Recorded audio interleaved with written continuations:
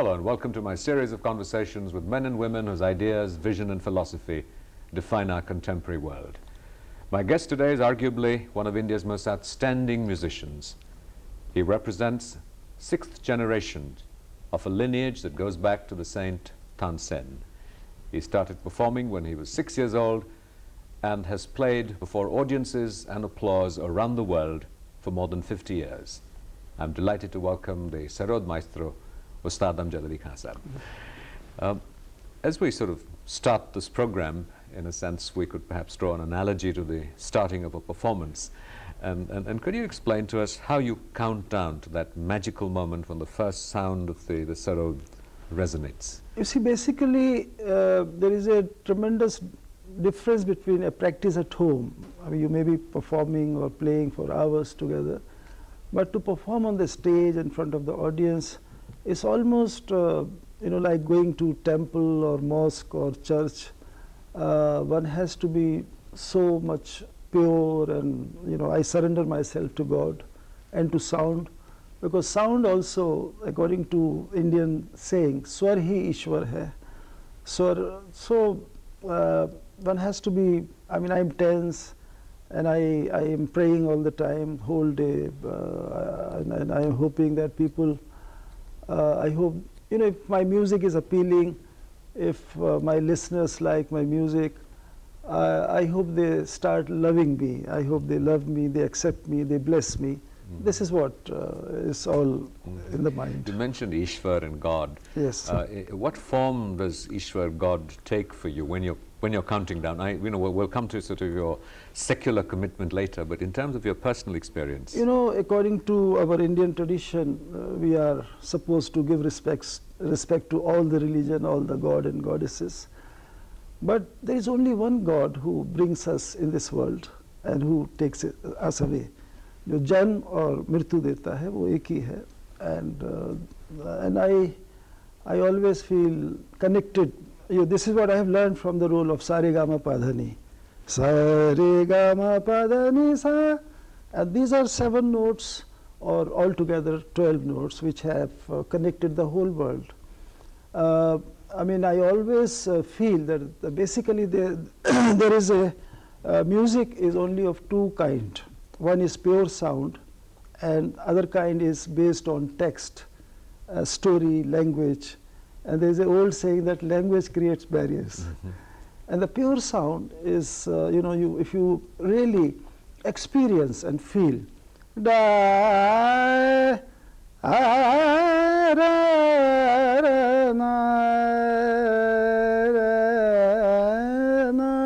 so these, the sound, and I think these 7 notes are connected with the most important cells of our mind.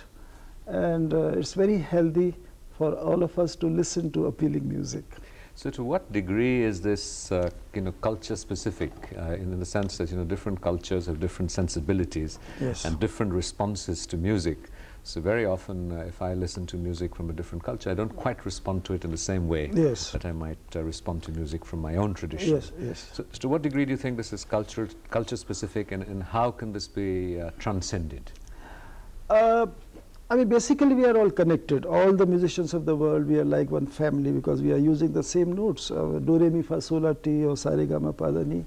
But system is so different. I have great regards for Western classical music, great musicians, Beethoven, Bach, Mozart. The system is different, their approach is different. They write music, they read music, and there is a conductor. And there are 150 musicians, they give respect to the conductor. But fortunately or unfortunately, we don't write music, we don't read music, but we feel music. We experience music, and we create spontaneous, whatever. Each concert is especially, the music is played for that audience. That I cannot repeat that concert. So, and I feel, Indian tradition, where we still touch feet of our guru, our parents and holy men. And in the south, people still having that Danvat, Namaskar, and this realization of God. And my audience, maximum my audience is South India, Maharashtra, Bengal. And system is different, the way of life is different, and this humility, Indian humility of giving respect to others. Not, I mean, now today the whole world is hi bye is fine. Hi bye is okay, but we have to fold hands sometime, namaskar, and we have to, I mean, we can't say to Sai Baba hi bye. We have to offer respect by touching feet or such holy men. So, you know, this custom and tradition, because I have not learned anything in my life from any books. My life is just experience. I have learned from my guru orally, and I follow the oral tradition. And so this way of life, Indian way of life, I'll call it Indian way of life, Hindustani. This humility and you know, tolerance and submission and surrenderness, all these beautiful expressions. You had mentioned at one point before the program when we were talking about the role of tehzeeb. This is what I'm saying, that this way of life has reflected our music. You know, because entire you know, the world is experiencing staccato kind of music. But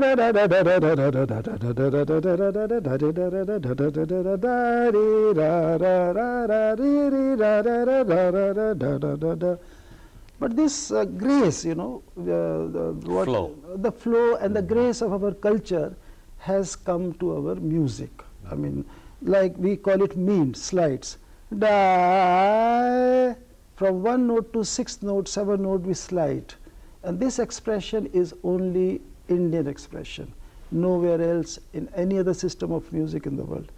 Da, ra, ra, na, ri, ta, na. So when, I mean, the Western world, when they experience this kind of you know, slides and glides, they admire our tradition, they admire our music. To what degree do you sort of shall we say, reposition your music as you reach out to different audiences with different sensibilities in different parts of the world? You're one of the relatively few Indian musicians who've performed so extensively in different parts of the world. Yes. You see, the presentation is most important according to the situation. And sometime, you know, a piece we have to perform for 15 minutes or 20 minutes. But Indian audience is used to whole night concert. In Calcutta, I alone played from 9 p.m. to 7 in the morning, about 2-3 times. And recently, my sons, Aman, Ayan, we all played solo from 9 p.m., one after the other, till 7 in the morning. So Indian audience, they are prepared, they can absorb, and they can be awake all night. But Western world, one has to be more careful as far as the presentation is concerned. So we, because we have to understand and realize how they are presenting their music. We'll come right back to you in a moment. We'll take a short break. We'll be right back to continue my conversation with one of India's music legends. Don't go away. Welcome back. I'm talking to Ustad Amjad Ali Khan. We were talking about audiences. To what degree are you conscious and aware of your audience, even as you're playing and you've surrendered to this process of flow and God and processes that you were talking about? You see, it varies from every musician to musician. But I feel when I am performing, most of the time my eyes are closed. Whenever I want to look at any particular person, I feel uncomfortable musically. And while my eyes are closed and I feel I'm connected to some cosmic power, and I'm receiving some messages and which I'm just the messenger or via media I'm delivering to the audience. And so this is the way our system is. Are you responding to, if you find that the audience is restless, do you feel that maybe, you know, that it's time to conclude the alap somewhat hurriedly and move on to something more vigorous? You know, sometimes, you know, it varies from state to state. You know, my childhood, I traveled a lot in Bihar. You know, they used to have Durga Puja celebration, and every, Hajipur, Motihari or Muzaffarpur and UP also, Punjab, every state, I feel I belong to every state, and by the grace of God, I think I belong to the world. Because by experiencing the music of the whole world, Middle East, if you are in Cairo, you will hear this kind of sound.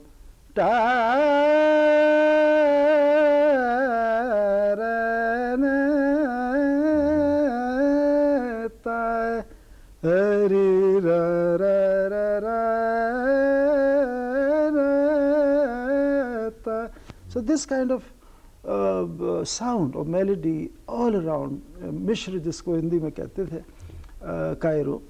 And so I feel that music has that power, that a line of melody can introduce the state or the country.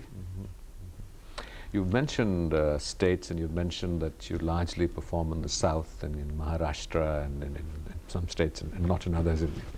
Do you find that music sensibilities tend to vary in different parts of India, and perhaps that the traditions are more intact in the south than they're in the north? This is what, there are certain states in our country where parents, they really take pains to make the children understand the value of tradition and culture.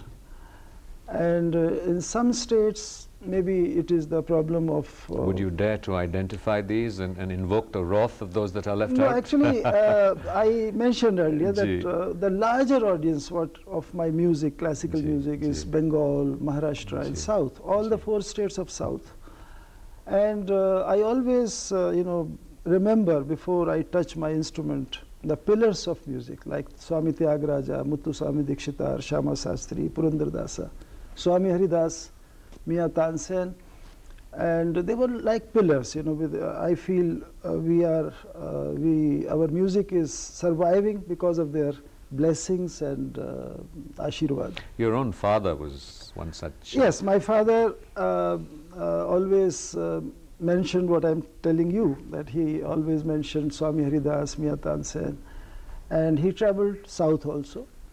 And so reverence, I'm not available for everybody. I feel I'm not an entertainer.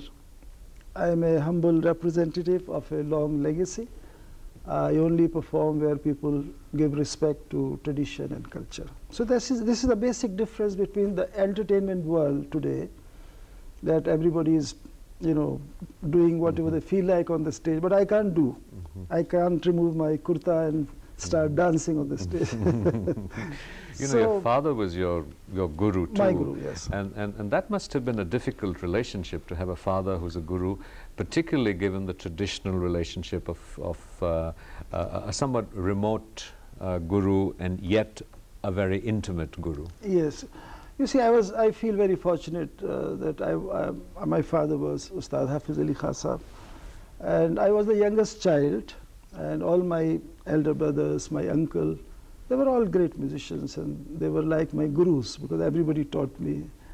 And my father, he was a great human being, very kind, very encouraging, he used to donate within his own resources, but strong believer of, he had faith in God.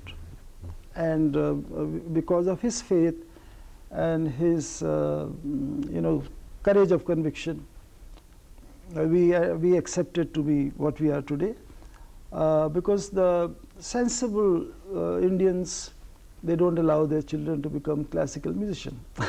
So, and yet you have transformed that relationship into a much more intimate, informal, closer one with your family and with your sons. Yes, fortunately, I am not as old to Aman and Ayad as my father was to me. And I always prayed to God that, when I was not married and I was very keen to marry and settle down and have children who can play music. And this hurry was, I was in a rush because I was worried that I shouldn't be too old when the children, I should be able to perform with them and share a relationship like friends. And so now it's a much more difficult role for my sons, Aman and Ayad, to manage this Western world and traditional world and Indian. What about their relationship to you as their guru? They are very, I mean, I think they are very hard-working students. Is it more difficult for them or for you? Sometimes it is difficult for both of us, actually. Sometimes the situation, the moments come, they forget that I am their guru also. Sometimes they feel they are talking to father or like that. But my mother, my wife actually, and my mother, I mean, because mother's role, and I very strongly feel that every mother is the first guru of the child. And similarly, my wife, Subbalakshmi, she is the first guru of my children. And she being a traditional person herself, and she has tremendous, her guru, Rukmani Arundale, and she has given her life, her career for all of us. And I think her contribution is much more for in my children's life. We'll be right back to that. Don't go away.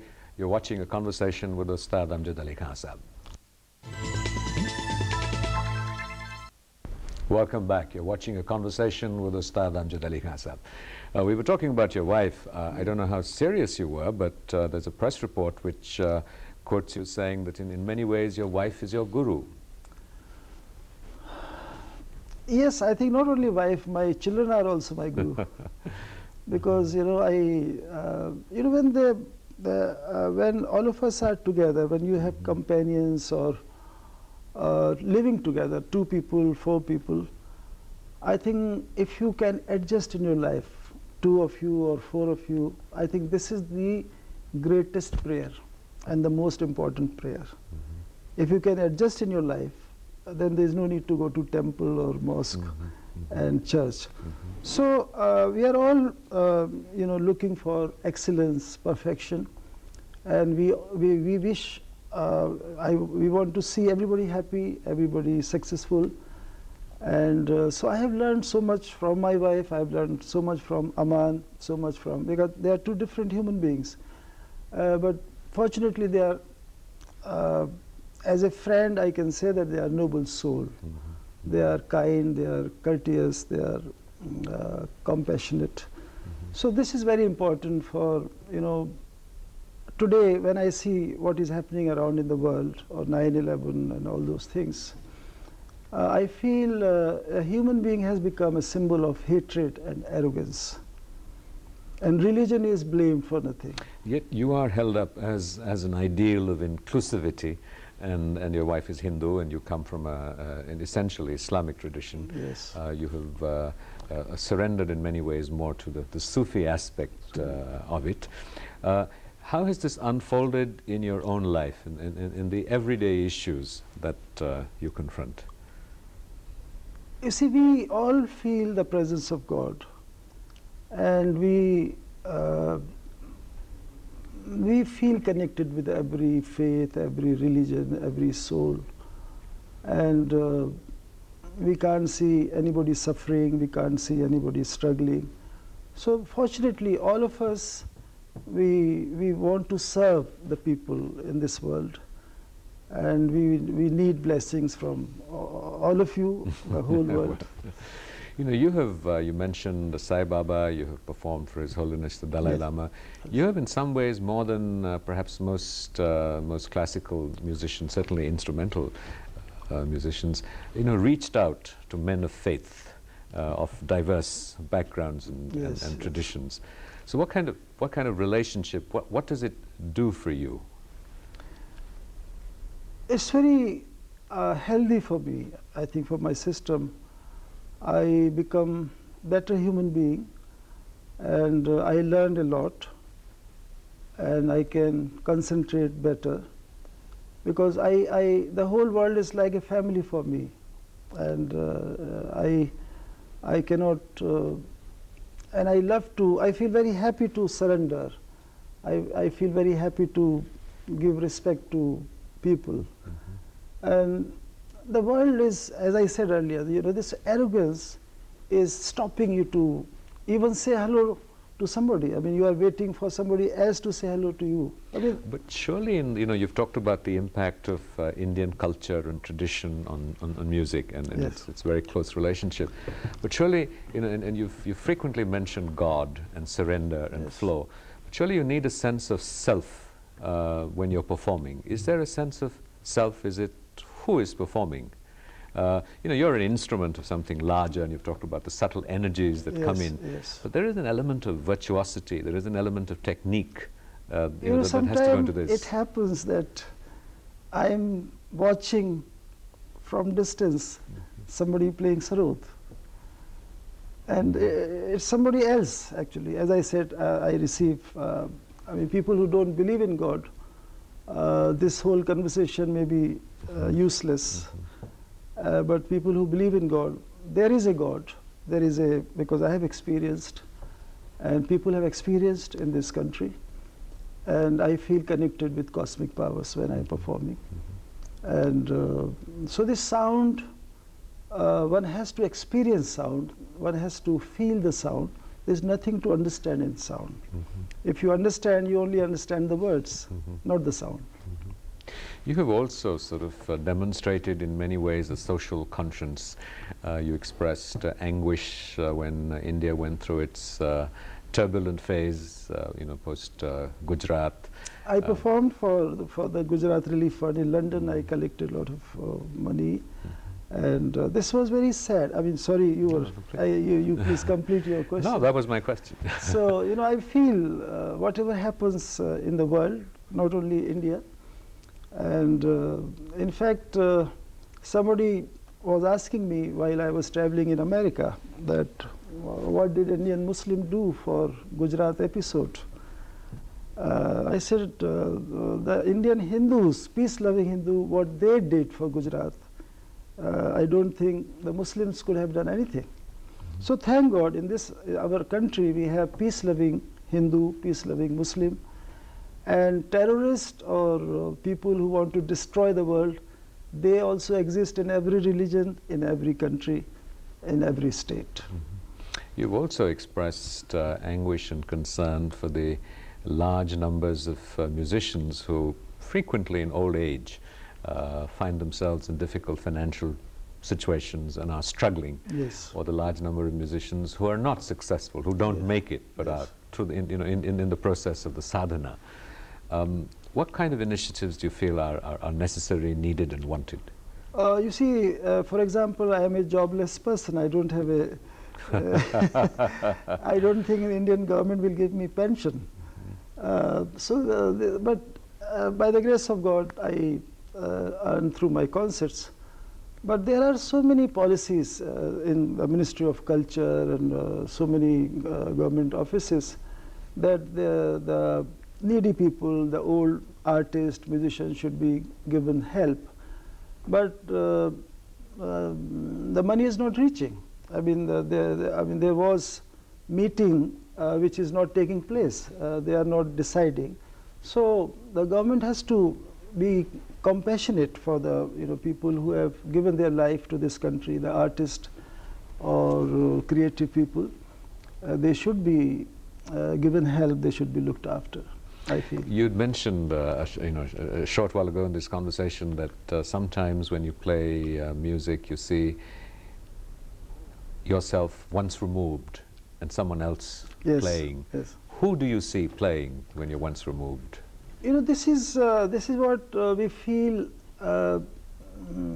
This spiritual part is so much involved.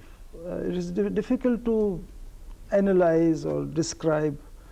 This is certain things I shouldn't be talking also because it's not done. It's not allowed by the great people. One in such moments. My faith becomes much more stronger because I have given my life to music. I mean, I surrendered myself. My forefathers, we all surrender ourselves to the purity of music, the tradition of India, the culture, and even my children, my disciples, everybody. So this is one way of life. I feel embarrassed to say that this is my profession. It's my passion. It's my way of life. And that's why I want to carry forward with dignity, with grace. And that is why I'm not available for everybody. Kansab, thank you very much. This has been a great privilege. Thank you. Thank you. Thank you.